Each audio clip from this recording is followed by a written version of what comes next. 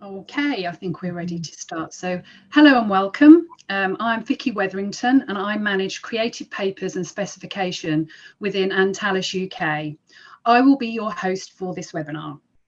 Today, I have two special guests with me, Xavier Jouvet, who is Director of Papers and Visual Comment Antalis, and Ruben Dalla Rive-Box, who is the founder and director of Design and Practice, the agency who has been working with Antalis on the relaunch of its new creative papers. So Xavier, let's start with you. 6 months ago, when Arjowiggins sadly went into administration, Antalis made the decision to acquire all the Arjowiggins creative paper brands. Was it a difficult decision to make? Well, actually, yes and no. No, because we knew these were iconic brands. And yes, actually, for exactly the same reason. Buying iconic brands was putting a lot of pressure on us, given the reputation of these brands and the level of expectations that Arjowiggins customers had. So from the start, we made a strong commitment to match the original Arjowiggins quality without any compromise. And the second one was that we would continue to introduce new and exciting innovations in the future. Ruben, from a communication standpoint, the Antalis Creative Power initiative has evolved to become Creative Power by Antalis. Is that a reflection on this evolution from being a distributor of these brands to becoming the owner of one of the most iconic portfolios? Hi, yeah, absolutely. I think that the end of Arjowiggins was a huge loss for the industry. But when Antalis approached us to work on this project, we immediately saw a huge potential for Creative Power to develop. Creative Power has been this platform that was being built by Antalis as a tool to support the creative community. And we have been involved with it before already. So with this new development, we saw it being much bigger, much stronger, and a comprehensive collection of these brands that bring together product, services, and community. And I think that's quite unique for the industry. So we basically, because we worked on the all-in rebranding and repositioning a few years before, we used the strategic thinking that we did for all-in and we built it out into a framework so that Creative Power would, on the one hand, show the ownership of Antalis, and on the other hand, really build out in its own strong brand. So that's why we made it Creative Power by Antalis. And then in terms of branding for the individual paper ranges, we felt it was necessary to give them each their own voice. Under Arjowiggins, they had all been part of the Arjowiggins branding, and they were sort of, we felt, a little bit hard to distinguish between each other. So to various degrees, we redesigned a logo and an identity for each brand, but then within one overarching design system. Okay, brilliant, thank you. Xavier, you told us a bit earlier that you took on the exciting challenge of redeveloping these brands. Could you explain the steps you've been through? Absolutely. So to share a bit what has happened behind the scene after Arjo unfortunately went into administration. The first step was first to negotiate with the administrator to buy the brand. So it took us about a month. But obviously, we also wanted to have enough stock so that we had time to make the transition. So we bought something like 4,000 tons of products, about 6 months worth of sales. So that we knew from the start that we had 6 months to make the transition, which is very short. Such a transition normally should take 12 months. There are so many things to do. So it was a big challenge, but at the end, we decided to go for it. So that was the first step. Oh, thank you. So how did you select the suppliers for each brand? Now, this was obviously the first decision we had to make. So we, we had the brands, we had also all the intellectual property associated with the brands. So the recipes, the ingredients, the original samples, the technical data sheets. So we had everything. But you know, making paper is a bit like cooking. You know, you can have all the ingredients and the recipe, but at the end, you're not sure about the result if you don't have the know-how and the right cook. So from the start, we decided to hire 2 former employees from Arjowiggins, so the former general manager from Arjowiggins, Scotland, and his technical director, who were really the experts in making the Arjo brand. So we hired them, with them and with my expert at Antalis, Jérôme Noyel. We did visit 6 or 7 mills in Europe that we knew could help in designing this or redeveloping these new brands. And we did a lot of work with them. We assessed their technical capabilities, what kind of equipment they had, what kind of grades they were doing. And then we made our decision for each brand on which mill we would produce these new redeveloped brands. Okay, so was the decision made on technical aspects alone? Well, obviously not only on technical aspect, but the main criteria was definitely the capability to reproduce and to match as much as possible the historical brands from Arjo. We could have taken off-the-shelf products and rebatch them. That's not what we want to do. We really wanted to replicate the brands. So there were some other criteria, like, of course, the long-term financial stability of the suppliers, their ability in terms of logistics, so that we can offer a good service, and also how they could more long-term be a support with innovation. So these were also very important criteria. Okay, so what was the most difficult brands to make? Well, first of all, it took us about 6 months to fine-tune all the products. So basically until now. And we are right in the middle of the transition. We're starting to run short of the old products and we are introducing the new ones. It was a complex process. We did a lot of testing. When you want to replicate a product, not only you need to have the look and feel of the paper you would try to replicate, but you also need to ensure we have a good printability. So it was not just about, you know, texture, color matching, and so on. We did also a lot of real test printing. So that's why it took us 6 months. We worked with our experts, with Arjowiggins consultant support, but also with the paper mill experts. And I must say that I've been impressed by the professionalism and the level of expertise from all the people we have met in these mills. And we really worked as a team. So to come back to your point about the most difficult product or brand to make, I have a little testimonial from Angus McSween, who is a former general manager from Arjowiggins.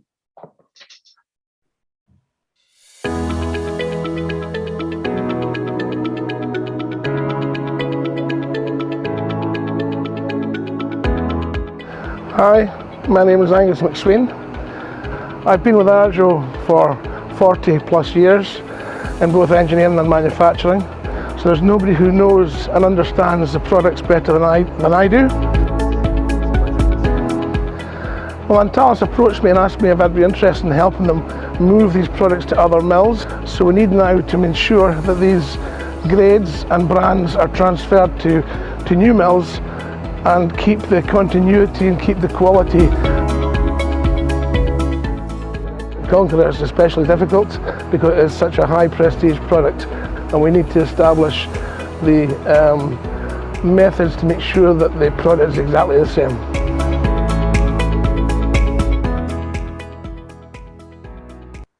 So Conqueror was definitely one of the most difficult products to replicate. First of all, you know, Conqueror is the flagship brand from Arjo. Historically, it's a well-known brand around the world. It's probably the most well-known brand, actually, a paper brand in the world. It stands for its unique touch and feel, which is coming from its unique recipe using cotton and some special ingredients in the recipe, like potato starch. It's also very well known for its exceptional and second to none printability. And also, it's very well known for its a unique watermark. So just for the watermark, we had to buy some new dandy roll that we actually bought from the original supplier from Arjo, to make sure we had exactly the right logo. But having the roll is not enough in the terms of process. You need to ensure that there is some consistency. In the first test, for instance, the Conqueror watermark would slightly fade after a few tons of production, so we had to adjust the process. And also the positioning of the watermark on the sheet of paper is also very precise. Arjo used to have very stringent specification on this, so that was a real challenge to make it happen. So Ruben, talking about Conqueror, please could you tell us a bit about the work that you've done on its repositioning? Yeah, sure. So as I said earlier, we evaluated all the brands that were brought into Creative Power by Antalis, and we looked for each brand how to reposition, what to keep, and what to renew. And actually, on Conqueror, we decided to be as light touch as we could, because we know and we feel the history and the heritage of the brand, but also the amount of people that have used it and have loved it for many years. So we decided to almost keep the word mark as it was. We tweaked a few details. We kept the sword, we kept the year of origin, because for us, these were really important symbols that people really recognize. And so for us, this heritage was actually the starting point to really emphasize the long track record of supreme quality that Xavier just hinted to. We also decided to keep the idea of landscape photography that Conqueror is famous for. And of course, it was the Scottish Highlands before, but we tweaked it a little bit to show that Conqueror is in this new exciting environment. And for us, the vast beauty of these massive rocky landscape with snow on it, it just perfectly captures the wide variety of texture and also the tones of white. Thank you. So whilst I have you, can we talk about Keaykolour? Yeah, sure. So a very different paper, and I think also equally or almost equally well known. It's one of the most well-known ranges for color. So we wanted to really emphasize and focus on color, and especially on the vastness of the collection of Keaykolour, the variety between the different colors, and the combinations that you can make. And we wanted to show that with Keaykolour, you can just have a lot of fun as a designer. There's more subtle colors, there's more outspoken colors, and they combine into really interesting sets as well. So we even actually made a version of the logo where it becomes multicolor and it becomes animated, and it really talks about the fun that you can have with color. Okay, so Xavier, question for you: was Keaykolour difficult to make?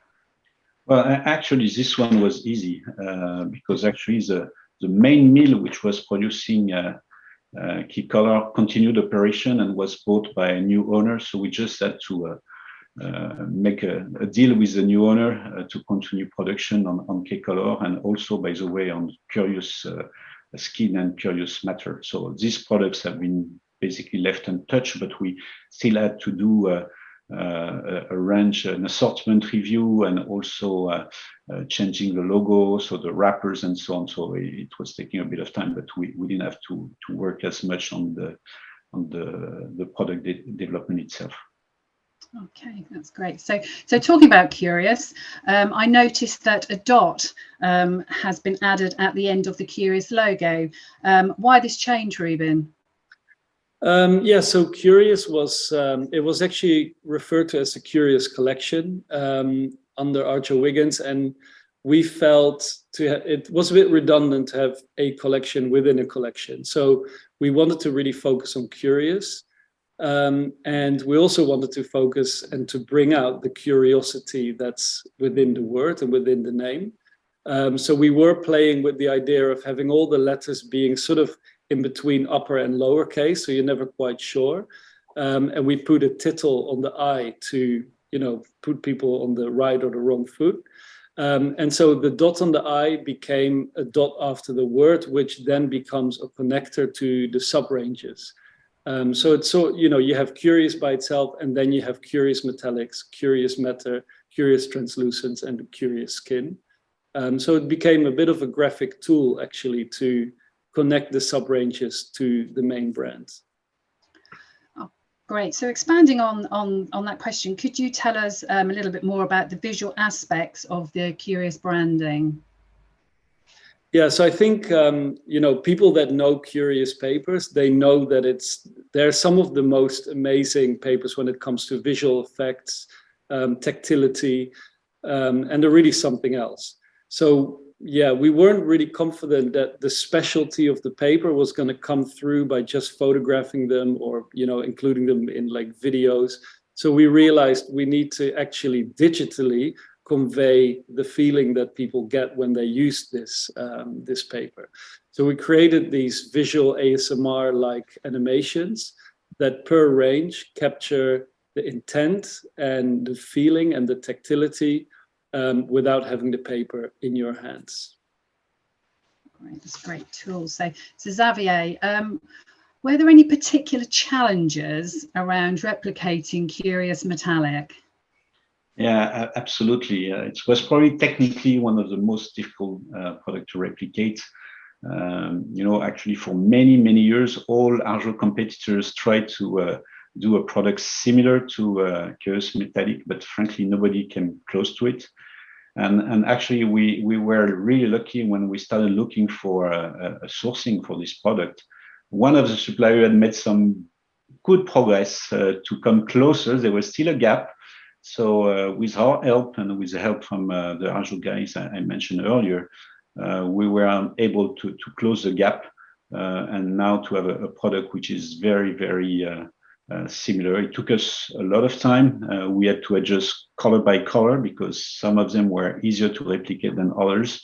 But we believe that people will be really pleased with the products we're coming out with, which will show this unique shimmering effect, as some people say, which is very specific to Curious Metallics. Okay. So Bo, so let's talk about PopSet.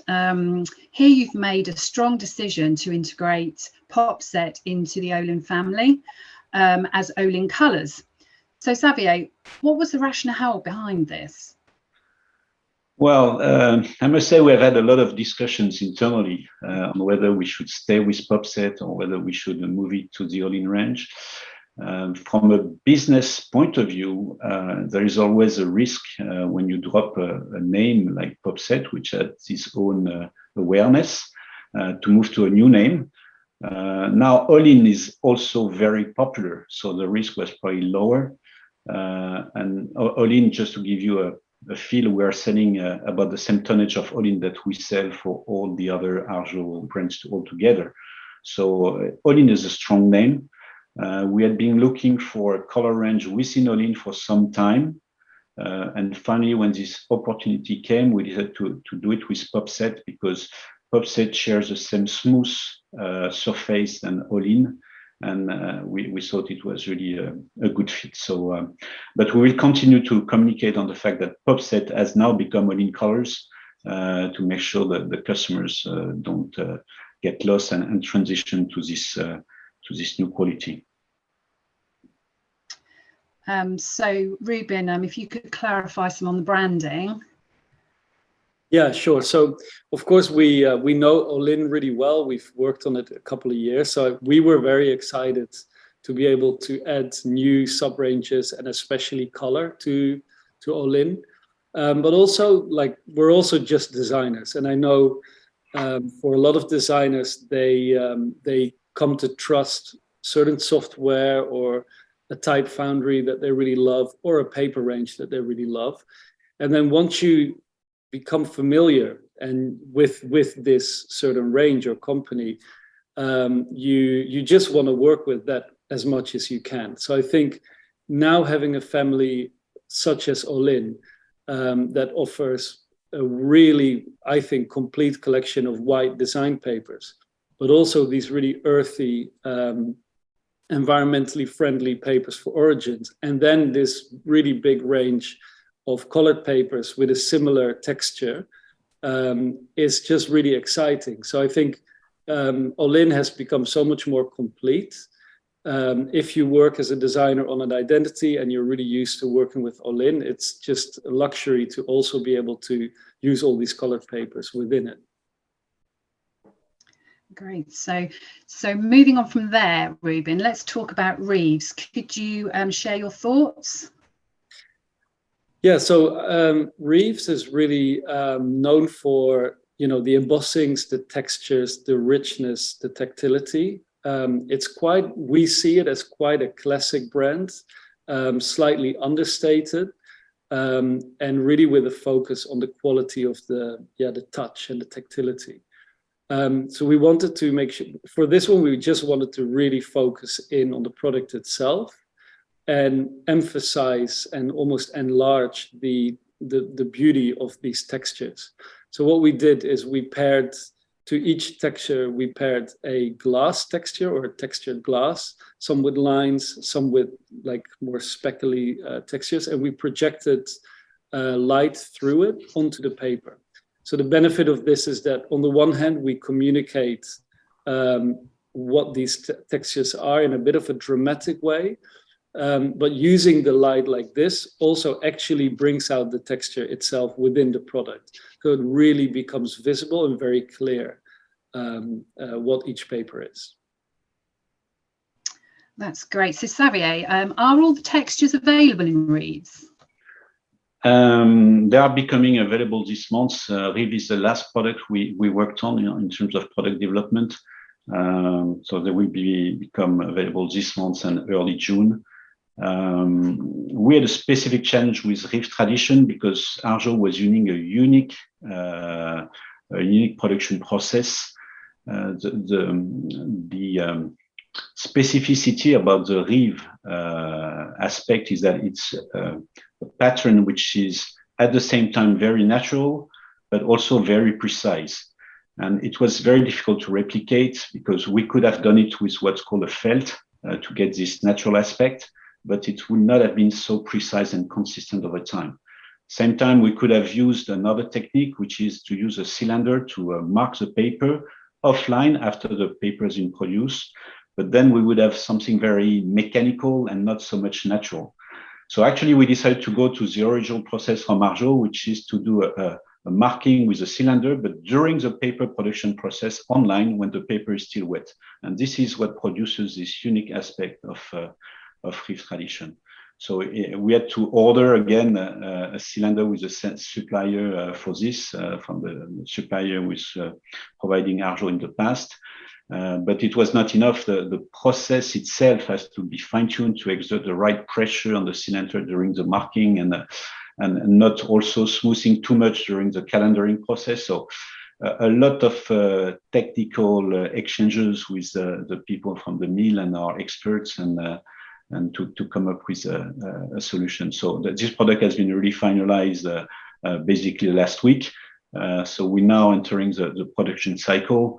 So it will take a few weeks to available. Okay. So finally, Xavier, I can see that a lot of work has been done over the past months. As a conclusion, where do we stand in this exciting journey? Well, we're basically done, as I said, finalizing the product development. So all products now are entering production. We have already started shipping Olin design for at least 4 or 5 weeks now. This was followed afterwards by Conqueror. Already 2 weeks ago, we started shipping some Conqueror products. Olin colors, you may know that to produce all the colors, it takes about 2 months, 2-month cycle. Producers start with the white colors and then the shade one, the pale ones, and then go up to the dark one at the end of the cycle. So it will take until end of May to have all the colors available. And I just mentioned also Curious and Keaykolour, where we have little changes in terms of production. So this is easy. And finally, when it comes to Reeves, as I said, we start the production as well right now. So we are almost there. Again, this change should have probably taken 12 months, so we managed to do it in 6 months only. Everything is not perfect yet, especially when it comes to the sales tools. We should receive our first sample packs next week for InDesign, and then the others will follow. But obviously, to produce simple packs, you need to be also first produce the products in production. So that's why it takes a bit more time. We have been working also on other sales tools that will come for our customers probably early in the summer and until the September for the most sophisticated tools. In the meantime, we have also worked a lot on our communication. You may have seen a lot of videos on social media, and we'll continue in this direction. So overall, very pleased with the results. Now all this has to translate into sales, so we look forward to delivering these new ranges, and we also look forward to get the feedback from our customers. I hope they will appreciate all the investment in time, in energy that we have put in trying to meet our first commitment I showed at the presentation, at the beginning of the presentation. So matching the quality, but also introducing some new exciting innovations. It's a bit confidential, but I can give you a hint on things we are working on. We are also working on launching a luxury creative paper range at Luxpack in June. It will be based on Delos range, which is a very famous range, very famous brand from Arjo. But there will be also some additions. We are also looking at doing a 100% cotton Conqueror for probably September. We are also looking at some products that we had to discontinue. So I'm thinking in particular about Keaykolour particles. This product was never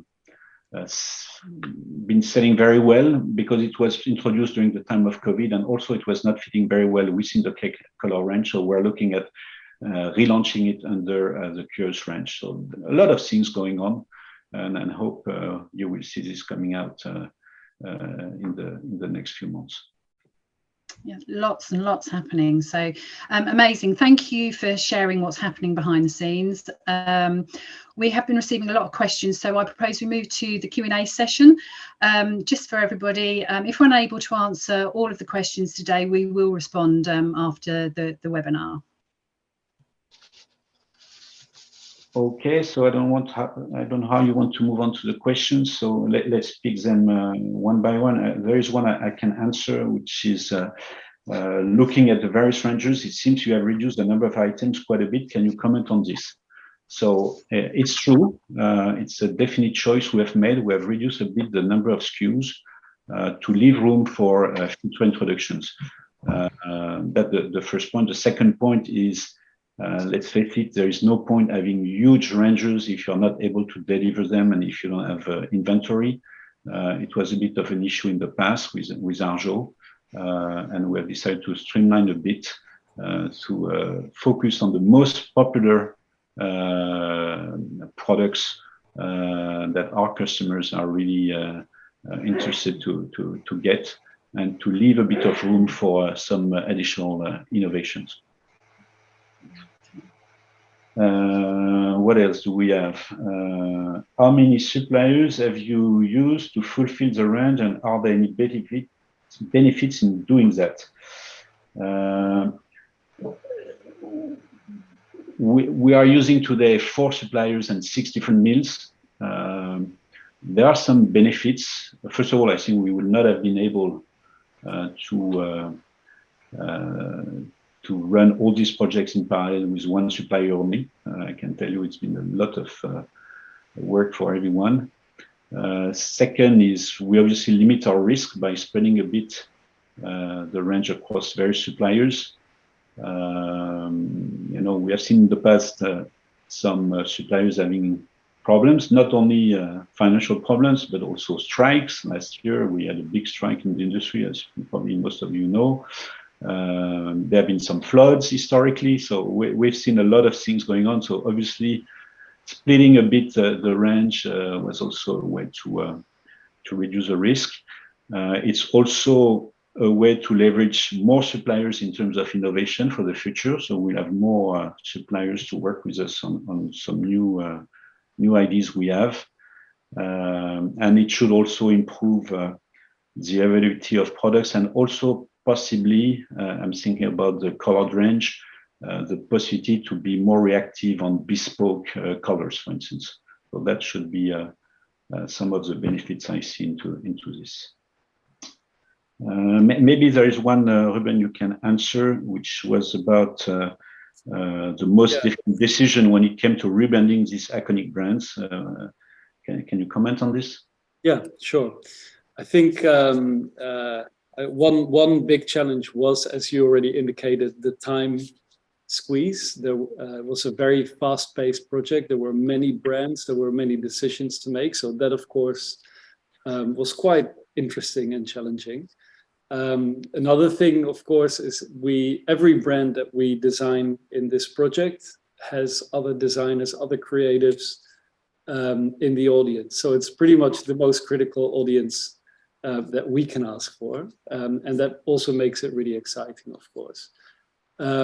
But then the biggest challenge, I guess, we set ourselves is to bring out the unique quality in each brand individually. And we saw that really as this is really a moment in time where all these iconic brands transfer into one new collection.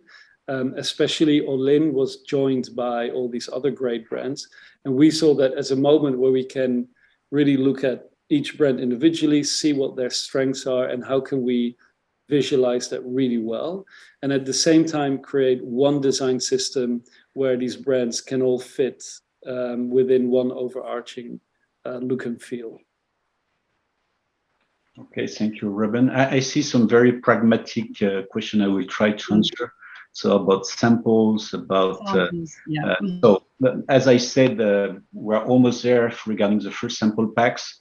We have the best is go to on our websites where we have some forms that you can order the sample packs. This is going live now, and we will accelerate our communication on this. There is also a question about, do we still have stock of the old products? Yes, we do still have stocks of old products, and I will encourage you to talk to your local Antalis sales rep. And there are some great opportunities, as we have obviously made some promotion to accelerate the sales of the old products to transition to new ones. What else do we have? Yeah, there are two questions about green aspects. So any particular change for the new range in terms of green credentials? And the other one is, do you see an overall trend in terms of need for more environmental responsible products for luxury brands? So I will try to cover both. So what I can say is that on the replacement of the current products by the former Arjo products by the new ones, we have always green credentials which are equal or higher. Actually, some of the products were not produced in a mill which was, what is the term? Help me. Sorry, I mixed my, I forgot about the point. Certified, perhaps, or? No, FSC is definitely the key criteria, and we are always using FSC certification. No, it's a EU label certification. EU flat, yeah. EU label certification, which is now with most of the mill we have been using. So some of them were not producing EU label certified mills. So this is an improvement. You know that Antalis has created a system called the Green Star system, which gives a kind of rating between 1 star to 5 star on our level of eco-responsiveness or eco-friendliness. So most of them now have moved to from 3 to 4 stars. Now, when it comes to luxury brands, I would differentiate the case of luxury packaging versus the case of graphic application.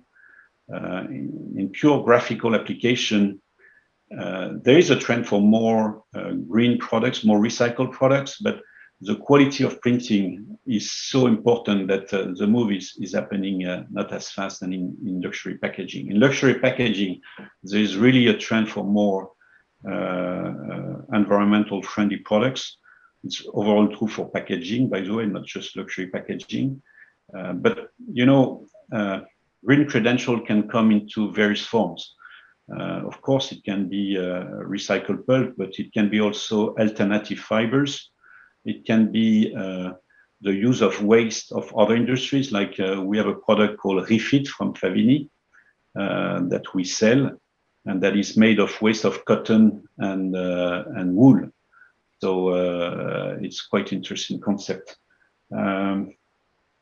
There are also other aspects, the carbon neutrality of some brands like Nautilus is interesting in our portfolio. We have also an approach which is called cradle to cradle, where we try to have a closer loop usage of the from the birth of the product to the death, and then recycled and reuse, and make sure we use the products that have been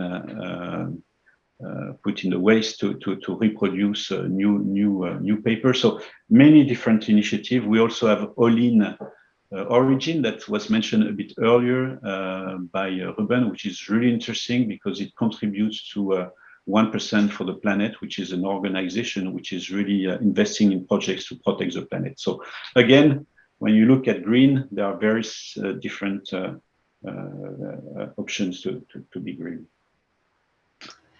Xavier, I'm just reading a question here. Could you just clarify what's happening with PopSet? If someone's asking, is the PopSet no longer remaining?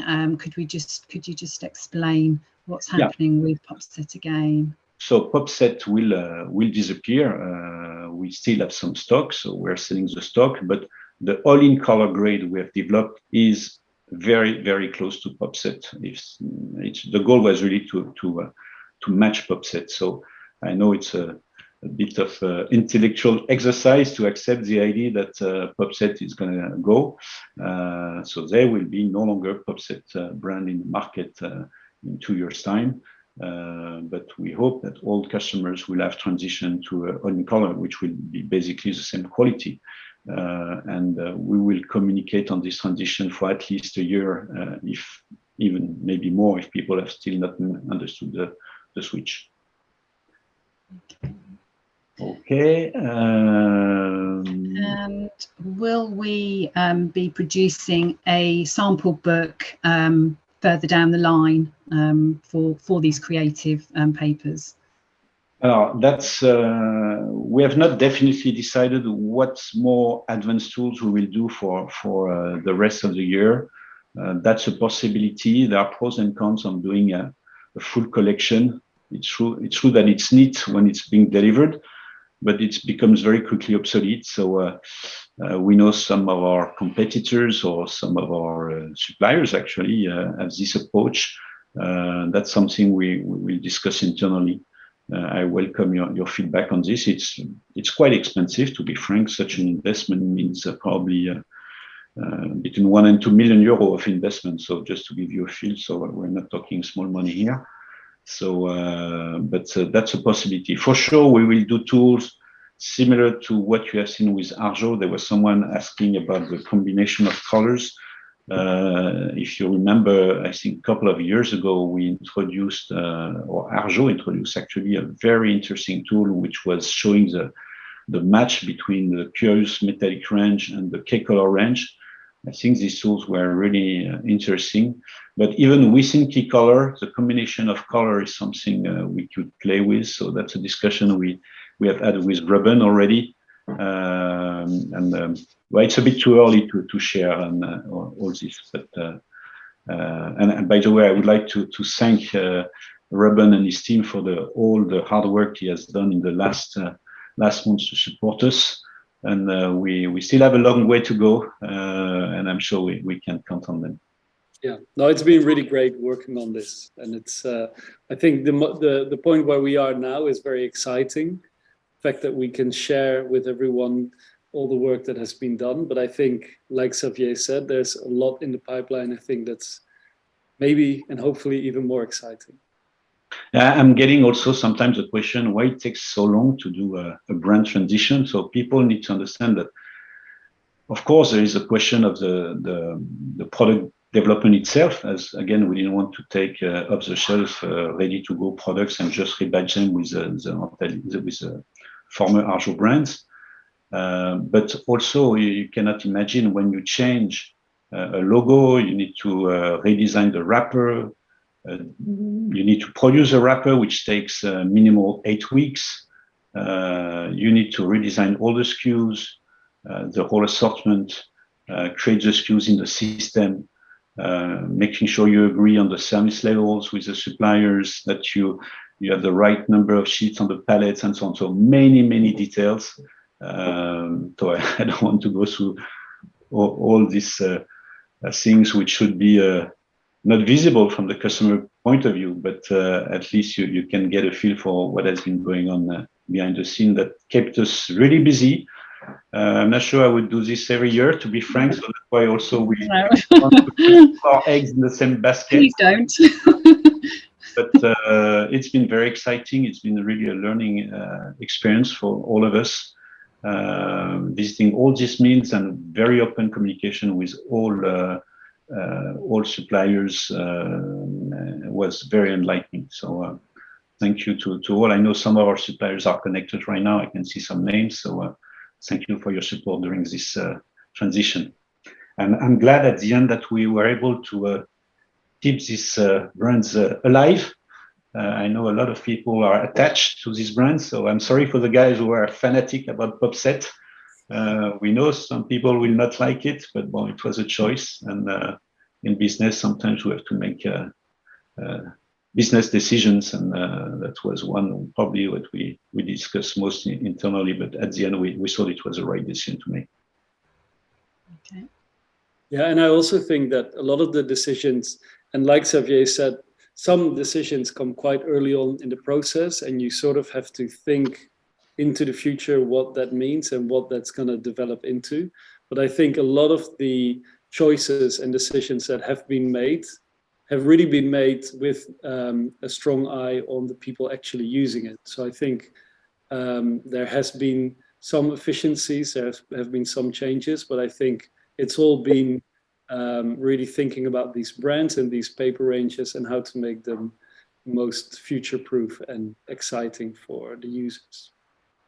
I see one more question maybe I like to answer. No black color in Reeves. It's not in the plan, to be honest, but we never know. That could be an idea. What thing we're going to do is in Keaykolour, we will extend our range of black offer with probably extra rough finish with higher grammage. So that's something we have been asked to do. So we have a project on this one. In packaging, I mentioned Delos, but we have some other ideas. We want to announce a full range in the coming months. So yeah, a lot of exciting possibilities. Okay, so